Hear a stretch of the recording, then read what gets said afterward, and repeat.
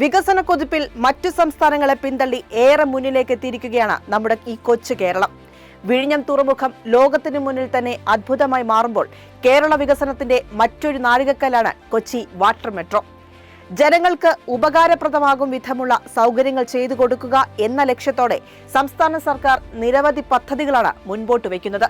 ഇപ്പോഴിതാ കൊച്ചി വാട്ടർ മെട്രോയുടെ പുതുതായി നിർമ്മാണം പൂർത്തിയാക്കിയ 2 ടെർമിനലുകൾ കൂടി മുഖ്യമന്ത്രി നാടിന് സമർപ്പിച്ചിരിക്കുന്നു. ഹൈക്കോർട്ടിൽ നിന്ന് വില്ലിംഗ്ടൺ ഐലൻഡ് വഴി മട്ടാഞ്ചേരിയിലേക്കുള്ള പുതിയ വാട്ടർ മെട്രോ റൂട്ടും മട്ടാഞ്ചേരി വില്ലിംഗ്ടൺ ഐലൻഡ് എന്നീ ടെർമിനലുകളുമാണ് ജനങ്ങൾക്കായി തുറന്നു നൽകിയത്.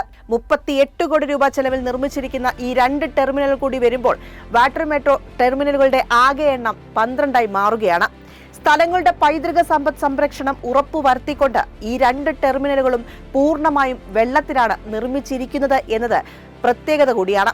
പ്രവർത്തനം ആരംഭിച്ച് 2.5 വർഷത്തിനുള്ളിൽ 50 ലക്ഷം യാത്രക്കാരെ കൈകാര്യം ചെയ്യാൻ കൊച്ചി വാട്ടർ മെട്രോയ്ക്ക് സാധിച്ചു. നിലവിൽ 20 ബോട്ടുകളിലായി 125 ട്രിപ്പുകളാണ് കൊച്ചി വാട്ടർ മെട്രോ ഒരു ദിവസം നടത്തിവരുന്നത്. പുതിയ ടെർമിനലുകൾ കൂടി ആരംഭിക്കുന്നതോടെ കൂടുതൽ യാത്രക്കാർക്കും വിനോദസഞ്ചാരികൾക്കും കൊച്ചി വാട്ടർ മെട്രോ ആസ്വാദകരമാകും എന്നതിൽ സംശയമില്ല.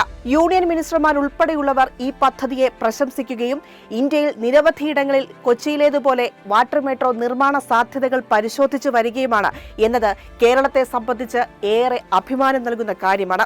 മാത്രമല്ല, വിദേശ രാജ്യങ്ങൾ വരെ ഈ പദ്ധതിയെക്കുറിച്ച് അന്വേഷണം നടത്തുകയും ലോകബാങ്ക് വാട്ടർ മെട്രോയുടെ സേവനവുമായി കൈകോർക്കാൻ സന്നദ്ധത അറിയിക്കുകയും ചെയ്തത് പ്രാധാന്യം വർദ്ധിപ്പിക്കുന്നു. ദൈനംദിന യാത്രാ ആവശ്യങ്ങൾക്ക് പരിഹാരമാകുന്നതോടൊപ്പം പൈതൃക നഗരമായ പശ്ചിമ കൊച്ചിയിലേക്കുള്ള വിനോദസഞ്ചാര കവാടമായി മാറാൻ ഈ ടെർമിനലുകൾക്ക് സാധിക്കും. കഴിഞ്ഞ വർഷം ഏപ്രിലിൽ ഫോർട്ട് കൊച്ചി ടെർമിനൽ പ്രവർത്തനം ആരംഭിച്ചതിനു പിന്നാലെയാണ് കേരളത്തിന്റെ സ്വന്തം ജലമെട്രോയുടെ മട്ടാഞ്ചേരി വില്ലിംഗ്ടൺ ഐലൻഡ് ടെർമിനലുകൾ യാഥാർത്ഥ്യമാകുന്നത്.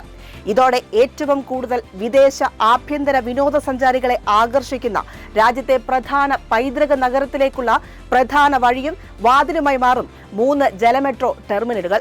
രാവിലെ 7:30 മുതൽ രാത്രി 9 വരെ 125 ട്രിപ്പുകളാണ് വിവിധ ഇടങ്ങളിലേക്ക് ജലമെട്രോ ദിവസവും നടത്തുന്നത്. സർവീസ് തുടങ്ങി ആദ്യത്തെ 107 ദിവസം കൊണ്ട് 10 ലക്ഷം യാത്രക്കാരെ സ്വന്തമാക്കിയ ജലമെട്രോ അടുത്ത 95 ദിവസം കൊണ്ട് യാത്രക്കാരുടെ എണ്ണം 20 ലക്ഷമാക്കി. പിന്നീടുള്ള 185 ദിവസം കൊണ്ട് യാത്രക്കാരുടെ എണ്ണം 30 ലക്ഷവും 160 ദിവസം കൊണ്ട് 40 ലക്ഷവുമായി.